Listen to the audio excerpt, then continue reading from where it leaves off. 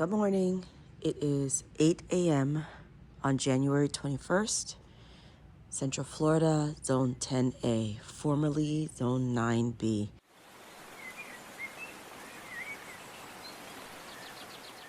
And last night it got to about 36, 37 degrees here in Central Florida. And yesterday morning, before going to work, I came out here and covered my babies. Oh my God, you know what? I covered my babies. I left my fiddle leaf plant uncovered and not in the garage. This could have been so bad. I completely forgot to take this into the garage. It doesn't appear that it has any damage. It must not have gotten too cold along this wall here. Oh, that would have been so bad. Oh, note to self, make sure you take this in for the next cold snap. Anywho, I just wanted to let you see what I do in the garden to prep for cold. So this is that cage that I purchased this summer, and I grouped all of my sensitive fruit trees together, huddled them for warmth, and then covered with frost blanket. So that's that. I'll take you in so you can see what else I've done. A lot of the things didn't get covered.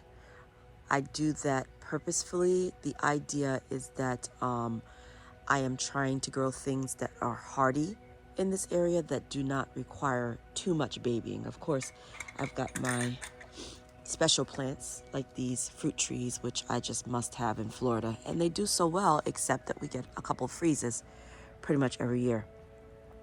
I still have peppers in this area. I cannot believe it. And these are the Scotch bonnet peppers. They abhor the cold, and they are still thriving considering the temperatures got down so low. Big old garden bed is covered. I left the spinach alone.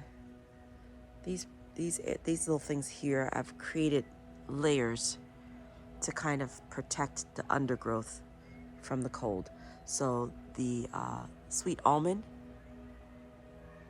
acts as a windbreak or barrier and hovers over the plants that I have in these bags that are a little bit more sensitive to freezing temperatures. Although we didn't reach freezing last night, it got pretty chilly.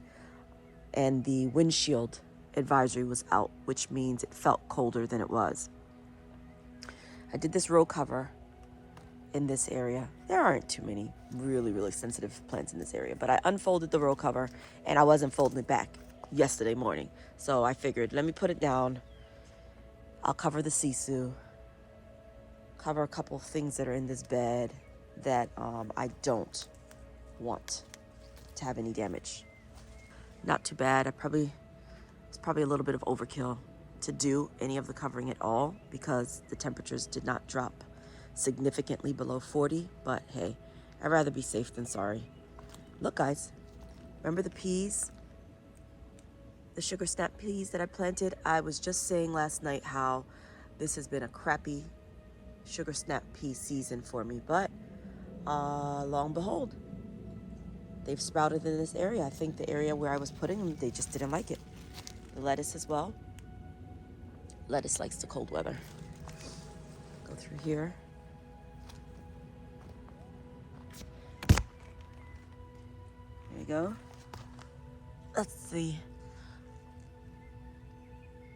little gem lettuce. Okay, it's not doing too badly. The carrots are sprouting sparsely. The other carrots I did earlier, and look at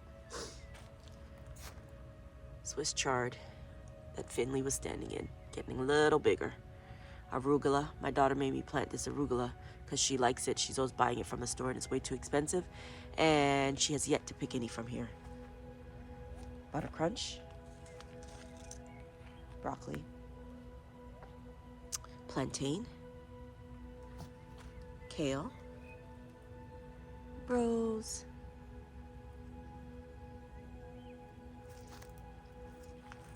we didn't fare too badly. I'm happy. Like I said, I'd rather be safe than sorry.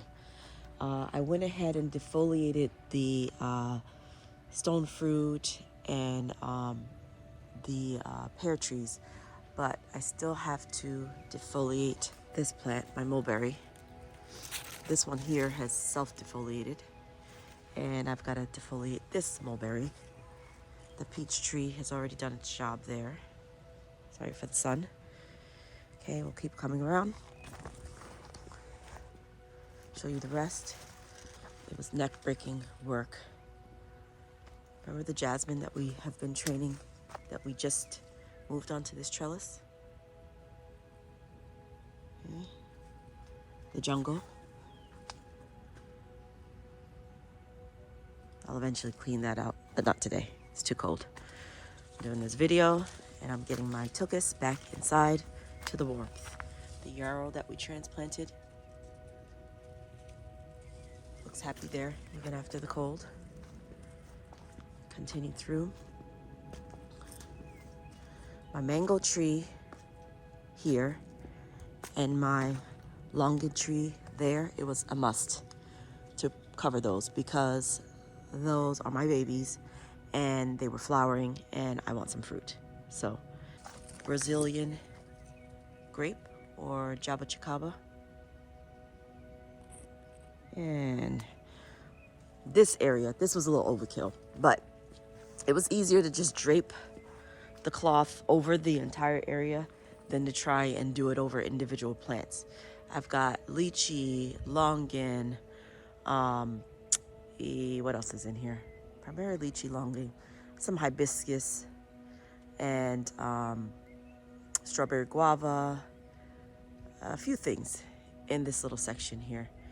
And I just wanted to give them a little extra protection. And I had the frost fabric. So it was just so much easier to just throw it over this entire area where I showed you the stakes before. And then over here, I've got another longan that I wanted to protect. And it's next to my grumichama, which does perfectly fine in the cold weather. But since I was protecting the longan, I just threw it over the entire area. Same thing. Covering was actually not too bad this year. Again, I have allowed these old leaves on these bananas to remain in place, and the reason why is because on cold nights they act as a protective barrier. There are the bananas. Will they continue to grow? I don't know. This mulberry also needs to be defoliated, and I need to cut it back because it is 20 feet tall.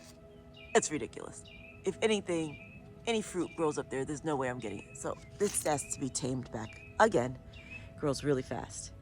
And I am going to venture and move this cherry tree for the third time.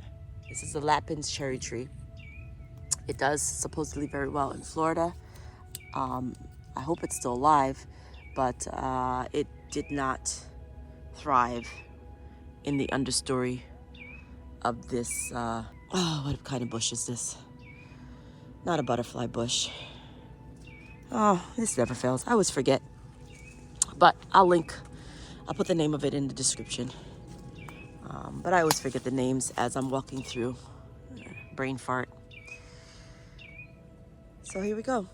That's what it looks like after some chilly weather. I know, chilly by our standards in Florida.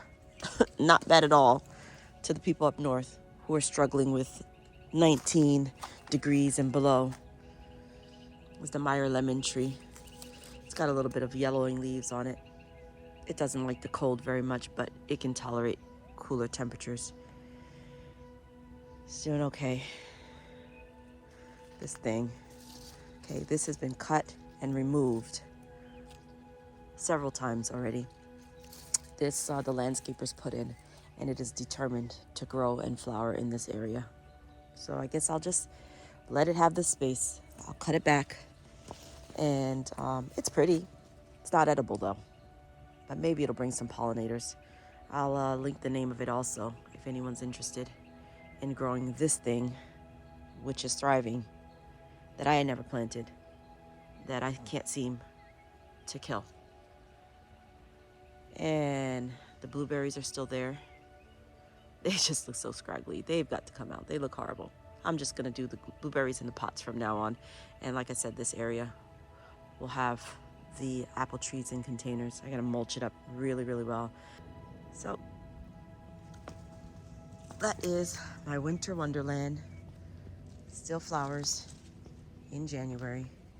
I'm gonna remove all of these blankets probably tomorrow morning because I do not have the time today. They'll be fine under there today. It'll offer them some extra protection. And tomorrow I have got to get some work done in this garden. We have got to finish the projects that I have in mind to finish. Time just gets away from me. There, I covered the strawberries too. This thing, I just need to harvest these things and actually store them or use them before everything goes to seed. It's been so busy that I just haven't gotten a chance. And I need to inventory all of my bags and pots and place them optimally throughout the garden. And of course, there's always weeding jobs to do. So never a dull moment in the garden. And I love every bit of it. Stay tuned for the next updates. Have a wonderful day.